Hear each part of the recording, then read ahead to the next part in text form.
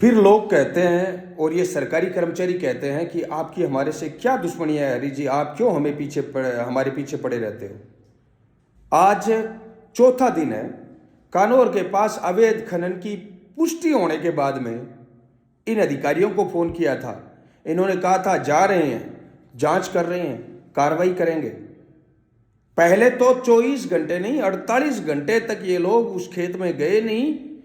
उन खेत वालों को, ठेकेदारों को इन लोगों ने बोल दिया कि आप पूरी की पूरी जमीन है वो समतल कर दो, अवैध खनन का अता पता नहीं लगना चाहिए, उसके बाद में हम आएंगे और जांच की औपचारिकताएं पूरी करके चले जाएंगे।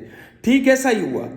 सूरतगढ़ के अधिकारी सारे वहां पर उसके बाद में जाते हैं जब जमीन समतल हो जाती है, और अब जब उनसे पूछते हैं कार्रवाई क्या हुई, तब कहते हैं कि वहां पर तो हमें अवैध खनन की कोई पुष्टि नहीं हुई, पता ही नहीं चला, कोई मिला नहीं।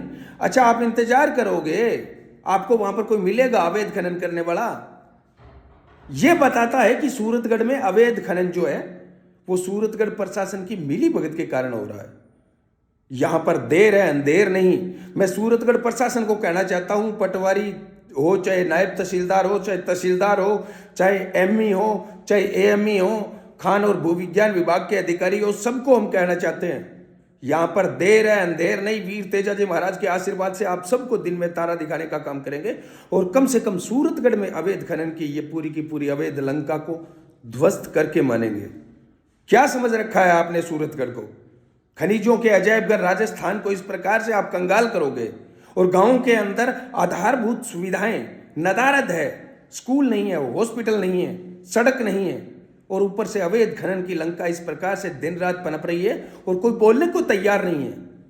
दुर्भाग्य इस बात का है कि आज सूरतगढ़ के जनप्रतिनिधि दिखाई नहीं दे रहे हैं। सूरतगढ़ का बुरा हाल है, सड़कों का बुरा हाल है, दर दर भटक रहे हैं किसान, किसी का काम नहीं हो रहा है। और किसी भी नेता को फोन कर लो, अब भाई नेता तो पहले ये ब्रह्मांड की पूरी सारी की सारी अच्छाइयां लेकर पैदा हुए थे। चुनाव प्रचार में कह रहे थे विश्व का सबसे ईमानदार, युवा, मेहनती, ये वो ढिमका। क्या था वो? कहां गई आपकी योग्यताएं? वो कहां गए आपके गुण सारे के सारे? आज किसी भी नेता को फोन कर लो, पहली बात तो जो जीता है वो आपका फोन उठाएगा नहीं, और जो हारा है वो ये कहेगा वोट किसको दिया था। अब वो गिनती नहीं करेगा आपने वोट दिया है या नहीं दिया, हार गया, वोट किसको दिया था।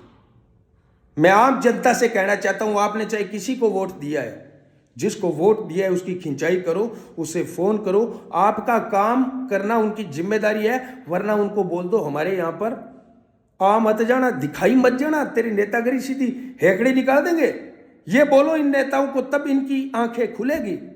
आज मैं सूरतगढ़ घूम चक्कर के पास में मोटरसाइकिल घुमा रहा था वापिस, थान ने जान गए हैरानी होगी, कह आप छोटी मोटी एज की कारा है बे तो डूब जे, पानी भर रखे एडा एडा गड्ढा, सारी 2 आंगड़ बारिश को नहीं आई, सूरतगढ़ डूबन ने तैयार हो गयो। सारे नेताओं ने लाइन में खड़ा कर गए घूम चक्कर भी, खड्डे के अंदर यहाँ है नहीं गुच्ची मरानी चाहिए, मैं तो नस पकड़ पकड़ गए, जद जा गए अंग मां अक्कल आसी, बेटी का बापो कट्ठा हो रहे थे।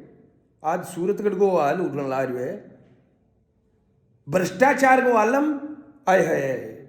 मतलब किसोई डिपार्टमेंट देख लो बोले, सारा में एक ही कंपटीशन है कि तू ज्यादा खास कह के मैं ज्यादा खास कहूं। एक वीडियो बड़ो वायरल हो पृथ्वीराज जी मील को, क्या वारे बेटा सपन पाट, मैं तन चाटू तू मन चाट। ये सारा का सारा भी यही चाटन लाग रहे हैं एक दूसरे ने।